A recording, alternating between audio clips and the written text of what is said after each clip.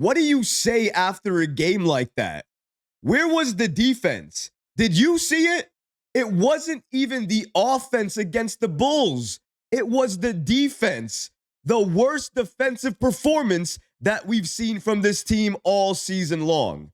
And Josh Hart, he continues to look like a shell of himself. So much so that in the fourth quarter, he was benched by Mike Brown. We're going to break down all of these latest reports today. This episode is presented by FanDuel. If you're enjoying the content, please hit that subscribe button and make sure you have notifications turned on so you don't miss any new content. And now, let's get started.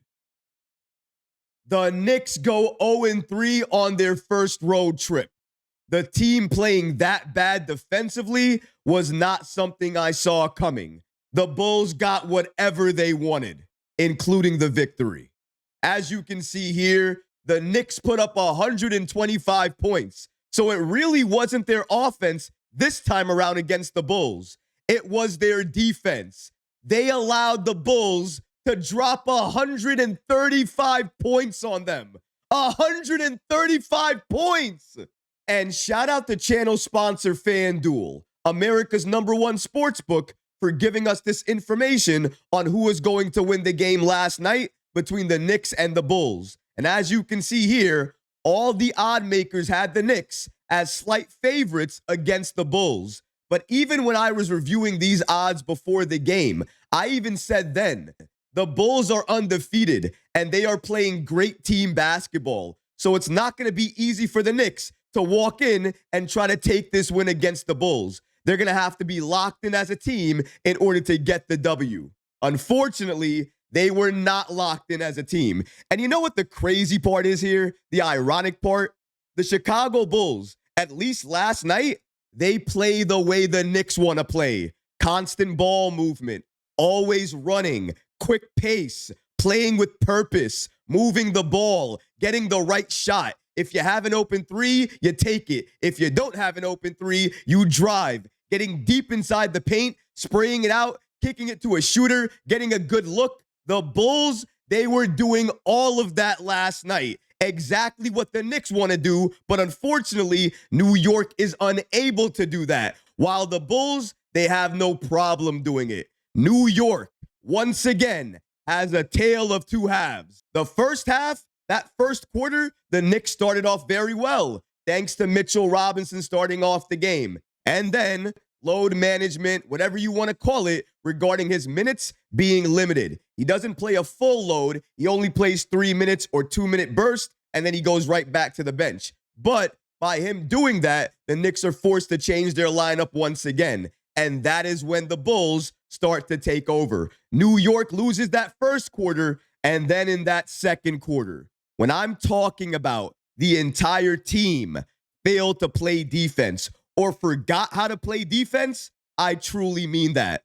The Bulls were getting whatever they wanted. You wanted to go into the paint and drive and get an and one? You can do that. You wanted to drive and get no resistance? You can do that. You wanted to drive and then kick it to an open shooter? You can do that. That shot was available. The Bulls were getting open threes. They were allowed to drive without any type of issues. And if they were driving, they were getting fouled by the Knicks, or there was no defense being played. They were getting beaten inside. And I'm talking about everybody was getting beaten inside. We're talking about sometimes Mikal Bridges, Jalen Brunson, Karl-Anthony Towns, Josh Hart, Landry Shamet. I could go on and on. Josh Giddey scored 21 of his career-high 32 points on the night against the Knicks in that first half, doing it however he wanted. He was even hitting threes. Josh Giddey was hitting threes. If he can do that with the entire game he already has, the league is in trouble. He put on a show against the Knicks, and every time he plays New York, it seems like he does this, puts on a show and does something that nobody expects. He had a career high, and he did it so easily. If it was not for a Mikal Bridges miracle three to end the half, New York would have been down 22 points going into halftime. Thankfully, it was only 19 points. Now, here's where the other half comes in, because like I said earlier, it's once again a tale of two halves. But at this point, it doesn't matter anymore because New York, they're fighting an uphill battle. That third quarter, New York remembered how to play defense. They started to play more physical defense, started to get back into the game. At one point, cut the lead to 5 points in that third quarter, 85-80. That's because New York started playing good defense. They started moving the ball, hitting their open shots, driving into the paint, which is what they forgot to do the entire first half. Karl-Anthony Towns, he woke up. He started driving. Brunson started driving more. OG Anunoby started driving. Mikal Bridges was attacking more. And this is how New York got back into the game. But their defense, once again, prevented them from getting back into this game and actually getting the lead. Every time they got it close, the Bulls, they would go on a run. Even in that fourth quarter, OG Anunoby, he hits a huge three, cuts the game to 3. New York is this close, but they cannot make a shot. Karl-Anthony Towns misses so many open threes, and then you have Vucevic, Ayo, and Giddey doing whatever they want to do on the floor, attacking inside the paint, getting open shots, getting by the defense, getting open threes, and that's how the Bulls pull away, and they end up taking this game. But it was the defense, not the offense, that lost the Knicks this game. And afterwards, after this game, even Coach Mike Brown called out the Knicks for their defensive performance. Shout out to SNY for giving us this following information. Here's what Mike Brown had to say after the game when speaking about the Knicks and their defense against the Bulls. According to Mike Brown, tonight, we lacked the physicality that we wanted to have and that we've been showing on the defensive end of the floor. Absolutely correct there. The defense that you saw from New York against the Bulls last night, that was not typical Knicks defense. I know sometimes it gets bad, and I'm the number one person who always gets on New York for their three-point defense, their perimeter defense, and I can definitely do that for last night. But overall, their overall defense last night was a problem, and I don't think I've ever said that of any game during this regular season until last night's game. But let's continue here. Mike Brown states, our ability to guard the basketball was not good in the first half. We were getting blown by possession after possession after possession, and guys were finishing at the rim with no help defense there. And if we did bring help, they sprayed the ball like they play, and we didn't get to the shooters. We didn't close out with purpose and get to their airspace to make them uncomfortable shooting the basketball. Our defense tonight in the first half, especially in the second half, we were a little bit better, was non-existent. And it starts with guarding the basketball.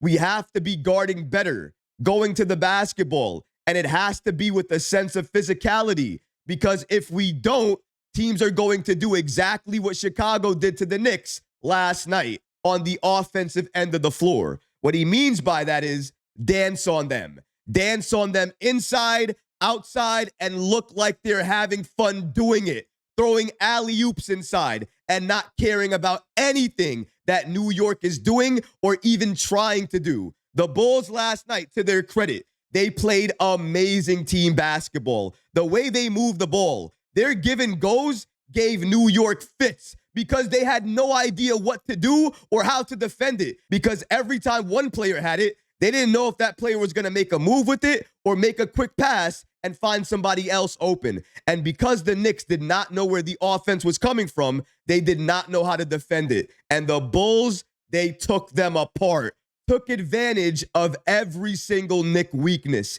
And you could see it on full display in that second quarter, which for me was the Knicks' worst defensive quarter of the entire season. But if we're talking about defense, we also have to talk about another player who, since returning, has not looked like himself. In fact, I think it's safe to say he looks like a shell of himself since returning to the lineup. And I'm talking about Josh Hart, who played so poorly last night that he was benched in the fourth quarter. Shout out to New York basketball on the app X for giving us this following information.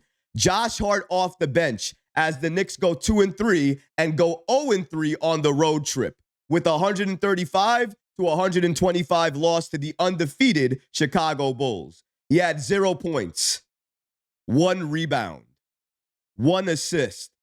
He played 15 minutes and was a minus 18.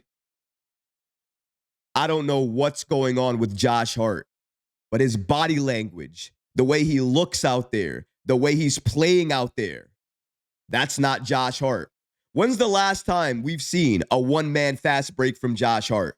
How come when Josh Hart pushes up the ball, he runs the ball up, he stops, and then he passes it to Jalen Brunson or OG Anunoby or to the corner or to an open shooter? He doesn't fully drive into the paint to make something happen. He's not attacking anymore. He doesn't have that same aggression when he's playing out there. And even worse, he is settling for threes. He is found sometimes in the corner waiting for the ball so he can take a three. That's never been his game. He has an injured finger. He's not shooting the ball well. His shot looks broken. And if you ask me, he should have probably gotten the surgery when he injured his lower back and missed all of those games. And maybe if he gets the surgery, he'll miss even more time, a lot more time than any of us really know. And maybe he doesn't want to do that. I can understand why. But do you really want to play like this and look like that? He had 0 points. He's not even playing defense like that. In that second quarter last night, a lot of people are looking at Mikal Bridges for Ayo going off.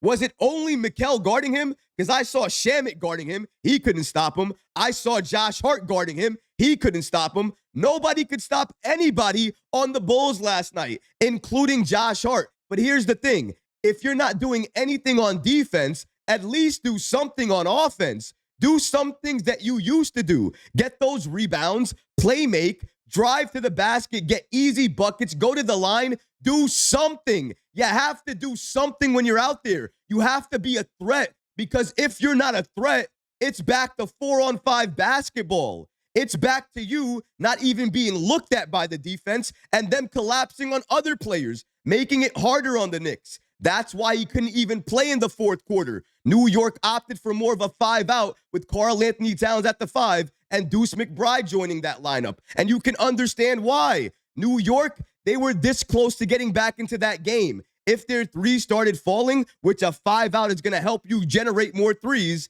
that's exactly what their game plan was. Unfortunately, it didn't go down the way they hoped, and they lost that game. But Josh Hart, he couldn't be part of that lineup because he was giving you nothing on offense and nothing on defense. You cannot play out there and be a liability on both ends of the floor. And Josh Hart last night, he was for New York. Now it's early. I understand. He's just coming back. He's trying to work his way back into the game, understand his role, understand his limited minutes. I get that. It's going to take him some time. However, we have to talk about what he has been doing, his current performances, and why he was benched, why you didn't see him in that fourth quarter. It's because he's becoming unplayable. You can't play a Josh Hart like that when he's not giving you anything when he's out there. He had 0 points, 1 assist, and 1 rebound. You're going to play Josh Hart out there when he's giving you that type of performance? Impossible. You're not winning if you're doing that then.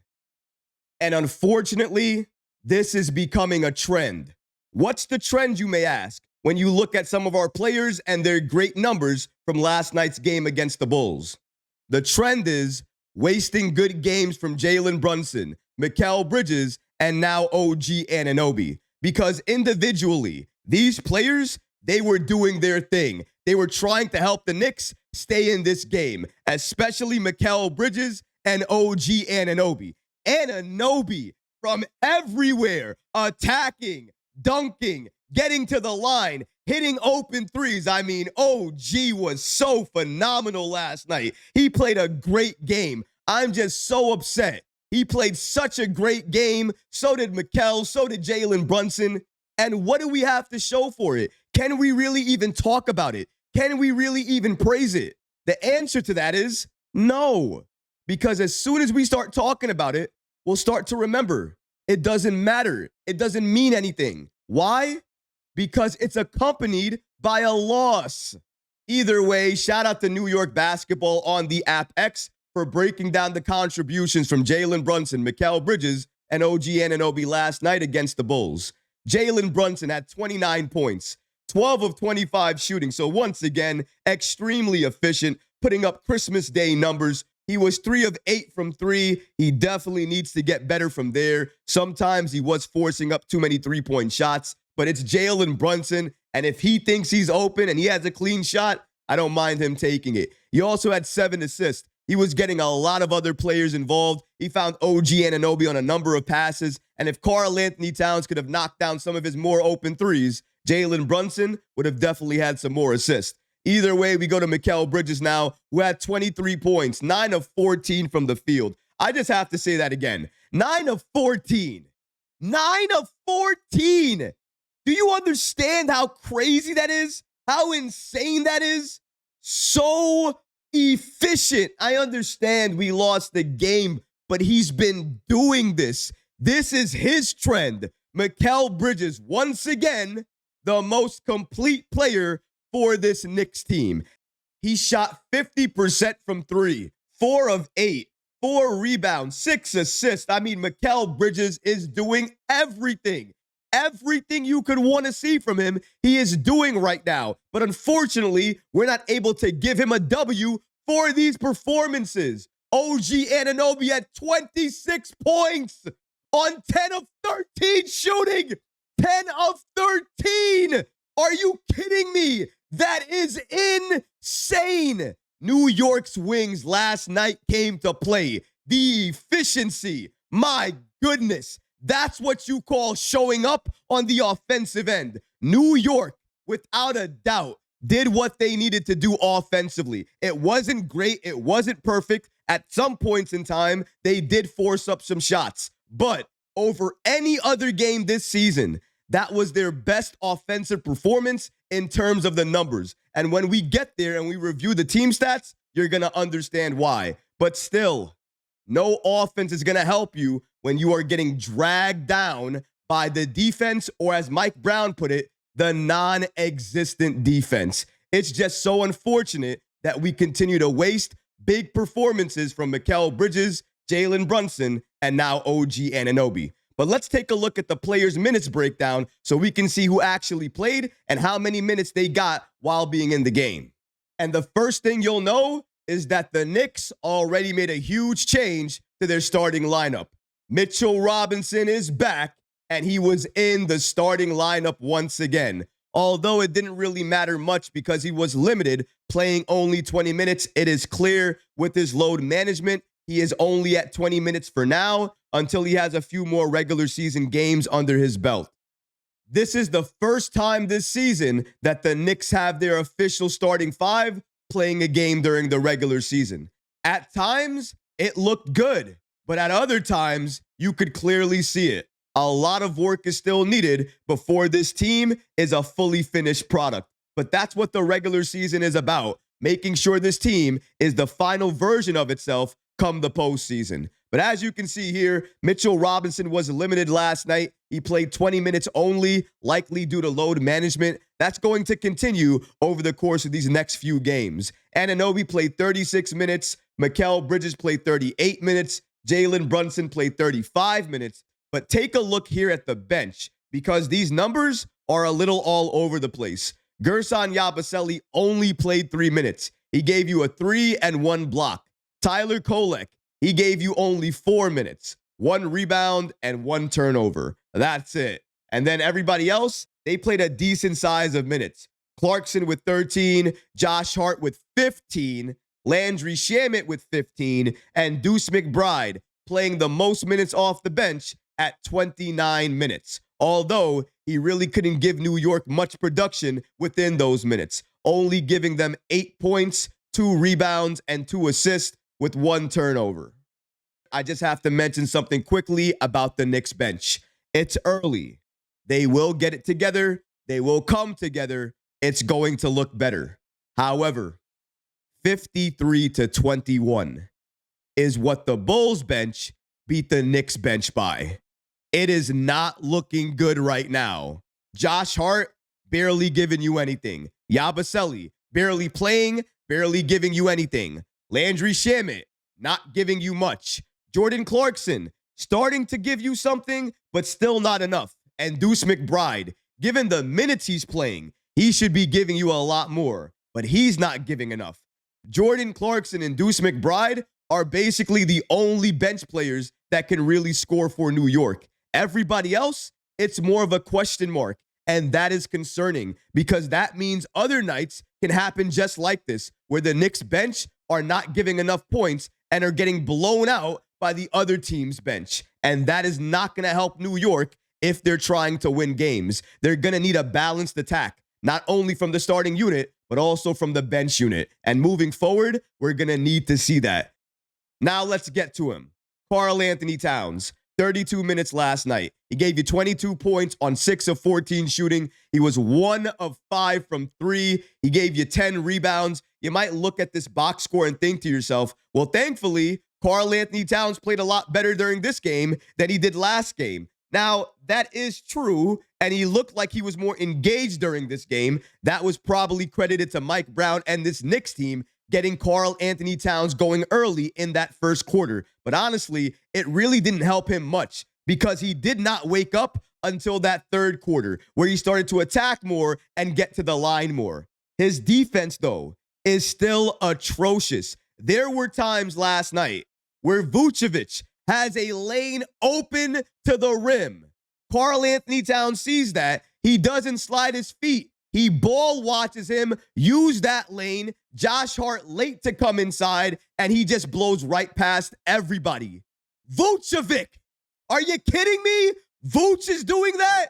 Look at his age. He's not even that fast, but last night, the Knicks made him look extremely fast, allowing him to do whatever he wanted to do. Shooting threes, driving inside, getting by certain players like Karl-Anthony Towns or anybody else he wanted to. The game was so easy for him, and it really shouldn't have been. Now let's take a look at the team stats. Like we always do in every video, I'm not going to review every single team stat because that would be ridiculous. But I am going to review the team stats that I believe led to the Knicks losing this game and other team stats that show you why New York probably shouldn't have lost this game. One of the reasons why New York shouldn't have lost this game is their offense. In other games prior, their offense has been the biggest problem. In this game, it was not. They shot 49.5% from the field, a lot better than they had been shooting. They shot 40% from 3, a lot better than they had been shooting. Now, I understand. The Bulls shot 45.9% from 3 and 53.6% from the field. Way better than New York. But that was because New York did not play defense. That's why those shooting numbers look as good as they do. If the Knicks played defense and kept those shooting numbers, they likely win this game. They only lost this game by 10 points. They put up 125 points, so it's not like they couldn't score. They just couldn't stop anybody. 12 turnovers for them, 39 rebounds to 41 rebounds. They lost the rebounding war, and that's another reason why they lost. But if you look at points in the paint, 38 points in the paint for the Knicks to 54 points in the paint for the Bulls. You want to talk about where the game was lost? It was right there. If your shot is not falling, or even worse than that, if you don't have a shot, why are you shooting? Drive, go inside, attack, get to the line, and one, whatever it is, but attack. We lost by nearly 20 points inside in terms of scoring inside. That's because we were not attacking enough. Another point that highlights this, the Knicks only attempted 23 free throws. The Bulls attempted 35 free throws. Clearly, the more aggressive team. And last night, the more aggressive team won. And that was the Chicago Bulls. Thankfully, New York, if they have revenge in mind, they can get it as soon as Sunday because they're headed back to MSG to take on the Chicago Bulls team once again that just embarrassed them on their home court. Now, if you want revenge, it's time to do it at MSG. And if New York wants that, they're going to have to play consistent defense for 48 minutes. And the Knicks, I believe they can do that. I don't believe we're going to see a defensive performance like this again from this Knicks team. I don't even think Mike Brown is ever going to allow them to play this way again. That was embarrassing. New York needs to come together as a team. Start playing together as a team consistently for 48 minutes, defensively and offensively. But the defense, even their perimeter defense, it needs to improve. It needs to get better. Their closeouts need to get better because even when their offense is flowing and going the right way and they're shooting the ball the right way, they're never going to be able to say they're going to win the game if their defense is not there, non-existent, or only available in spurts. And last night, it was available in spurts and not even good spurts. Sometimes it was there, sometimes it wasn't there. I can't tell you guys, the most frustrating thing in the world is to see a team play good transition defense for maybe 1 or 2 minutes, and then for 4 or 5 minutes, allow a team to destroy you in transition, and then 2 or 3 minutes after that, you're playing good transition defense again. It is just the most frustrating thing to watch because you know they can play better. You see them play better, but then it's just not consistent, and then you're losing the game. Consistency. That's what the Knicks need because as of right now, they're extremely inconsistent, and that inconsistency is leading to them losing games. New York, you need to do better. Clean this up. It's early. We can say that now. Soon, we're not going to be able to say it's early. Soon, it's going to be a real problem. But what about you guys? What do you think about New York dropping this game against the Bulls? 135 to 125. We spoke about a lot of things during this video, but maybe there was something that I didn't speak about that caught your attention that you were really upset about during last night's game. If something like that did happen, leave a comment below, guys, and let me know what it is. Because honestly, I would love to hear from you. But that's going to do it for this episode. I hope you enjoyed it. And if you did, go ahead and smash that like button. Leave a comment below. And of course, guys, please subscribe to the channel. Until next time, Knicks fans, take care of yourself, your families, and each other. Peace and love.